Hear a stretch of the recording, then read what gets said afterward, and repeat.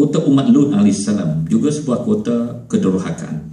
Wa jaa ahlul madinati yastabshirun, dan datanglah penduduk kota itu ke rumah Lut dengan gembira kerana kedatangan tamu-tamu itu untuk mereka perkosakan. Wa kana fil madinati tis'atu rahtin yufsiduna fil ardi wa la yuslihun, dan adalah kota itu 9 orang laki-laki yang membuat kerosakan di muka bumi dan mereka tidak berbuat kebaikan. Jadi ayat-ayat ini boleh dirujuk semula, kita tidak ulas pada petang ini. Saya hanya bahagikan kepada kota kedurhakaan Fir'aun dan juga umat Lut alaihissalam yang disebut oleh Al-Quran, dan kota ketakwaan yang disebut oleh Allah SWT. Budaya dan kehidupan kota. Saya bawakan saudara kepada kota Memphis dan model Yusuf alaihissalam. Bila kita membicarakan kota ataupun Madinah dalam Al-Quran, kita tidak dapat memisahkan dengan nabi-nabi yang membangunkan kota tersebut ataupun hidup di dalam kota tersebut. Saya ambilkan 2 contoh pada petang ini. Satu ialah Nabi Yusuf alaihissalam. Baginda dilahirkan di sebuah desa, tetapi dibesarkan di kota Memphis. Kota Memphis, mungkin saudara pertama kali petang ini mendengarnya, adalah seakan-akan New York pada hari ini, ya. Kerana dia adalah pusat tamadun dan juga kota terbesar dunia pada waktu itu, yang menjadi ibu kota Mesir zaman sebelum Fir'aun. Al-Quran mengasingkan 2 zaman pemerintahan beraja dengan gelaran Al-Malik di zaman Nabi Yusuf alaihissalam dan diktator penuh dengan gelar Fir'aun pada zaman Nabi Musa alaihissalam. Nabi Musa datang kemudian daripada Yusuf 400 tahun, ya. Dan yang bertukar pula, Nabi Yusuf datang sebelum Nabi Musa selepas Nabi Yusuf alaihissalam.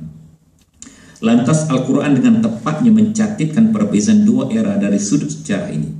Pada period itu, pada period Nabi Yusuf, Mesir diserang pengembara dari luar yang akhirnya mendiami daerah timur wilayah tersebut.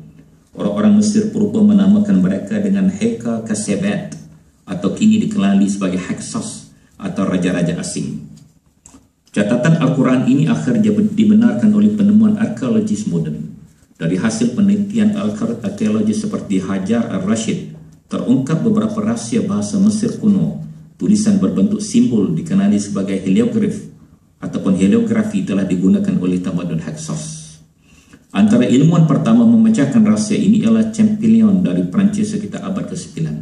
Tamadun Hyksos dikatakan bertapak di antara tahun 1730 sehingga 1580 sebelum Masehi, bertepatan dengan masa Nabi Yusuf alaihissalam hidup. Baik, sekarang saya ambil surah Yusuf untuk adik-adik lihat ciri-ciri kota, ya. Satu, yang pertama adalah ciri kota adalah informatif, ya. Ciri kota adalah informatif mengikut Al-Quran. Wa qala niswatun fil madinati imra'atul azizi turawidu fataha an nafsih qad syaghafaha hubba inna lanaraha fi dhalalin mubin. Macam mana saya nukilkan ia adalah sebuah kota informatif adalah berdasarkan kepada ayat dalam surah Yusuf. Apabila Zalikha cuba menggoda Nabi Yusuf alaihissalam untuk tidur bersama dalam sebuah kamar yang telah dihias indah dan juga segala pintunya telah ditutup.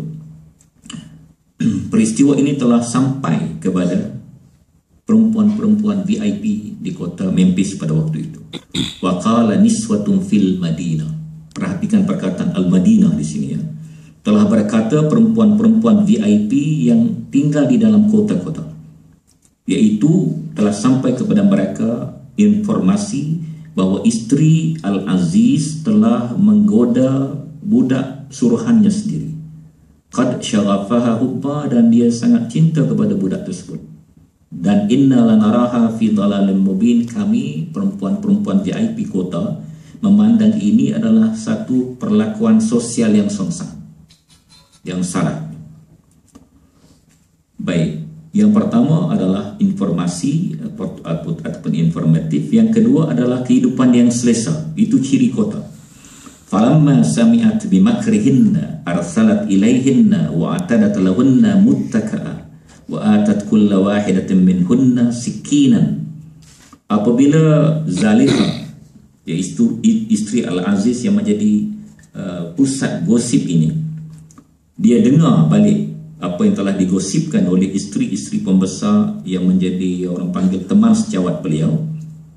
Beliau telah melakukan jemputan kepada pembesar, isteri-isteri pembesar tersebut. Ya, bimakrihinna arsalat ilaihinna. Arsalat ilaihinna can be SMS, can be kad jemputan. Masa tu SMS mungkin belum ada lagi. Jadi dia hantar kad jemputannya, menjemput mereka. Wa'atadat lahunna muttaka'a.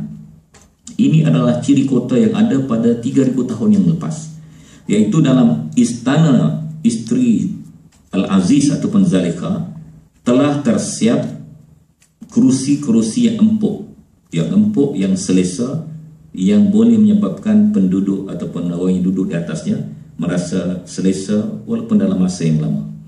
Wa atat kulla wahidatin minhunna sikinan, dan memberikan kepada semua tetamu-tetamu ini sudu dan garpu. Jadi mereka makan 3,000 tahun dulu telah guna sudu dan garpu. Kita sekarang ni nak guna sudu si kekok lagi ya. Tapi 3,000 tahun dulu dalam masyarakat kota Memphis, mereka telah pun mempunyai perabot-perabot yang mewah dan juga perkakasan makan minum yang moden. Produktif dan tambah nilai. Satu daripada ciri kota adalah produktif, seperti yang ditunjukkan oleh Nabi Yusuf AS. Walamma fatahu mata'ahum wajadu bida'atahum raddat ilaihim qalu ya abana ma nabghi hazi bida'atuna, sampai akhirnya.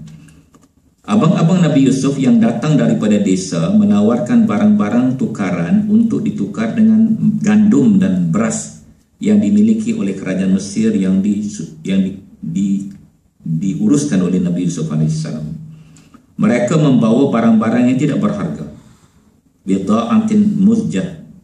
Dalam Al-Quran kata ini digunakan untuk menunjukkan barang-barang yang dibawa adalah sesuatu perkara yang tidak berharga.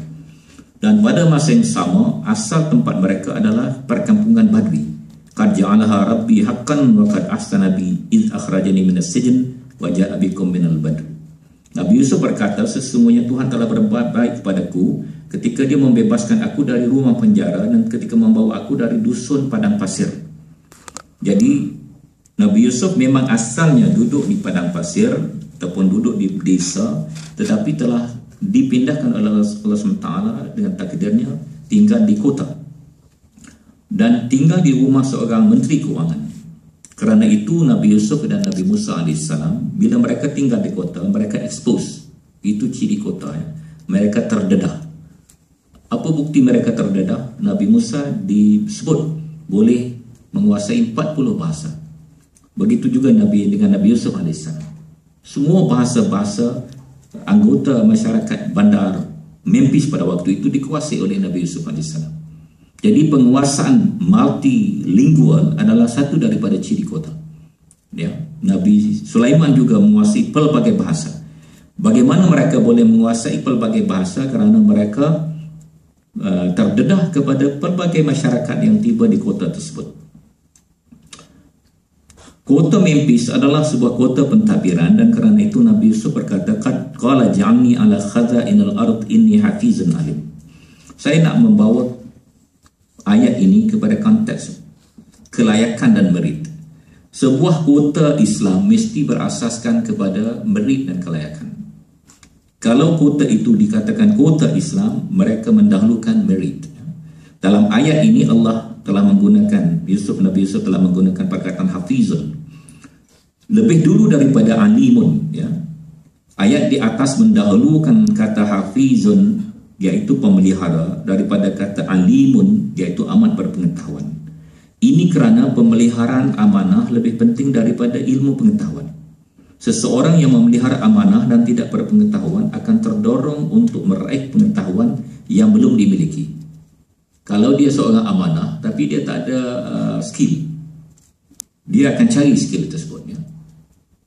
Tapi kalau dia skillful tapi tidak amanah, habis duit dalam bank.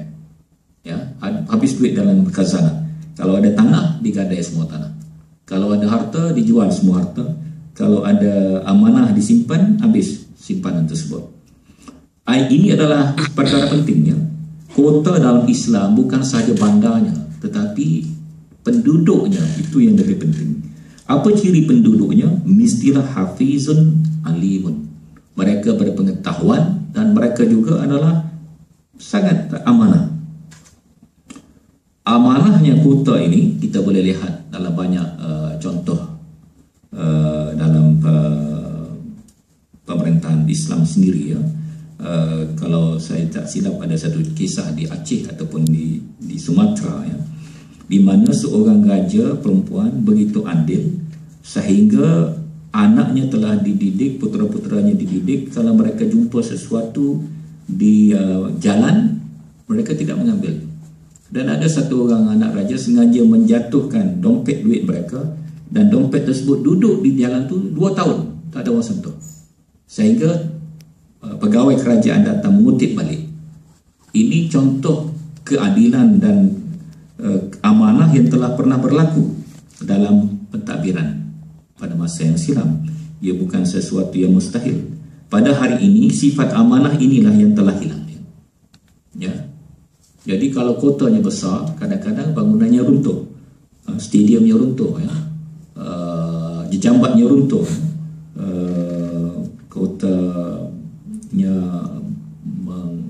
menyebabkan kos maintenance yang tinggi. Kita ambil sebagai contoh Putrajaya.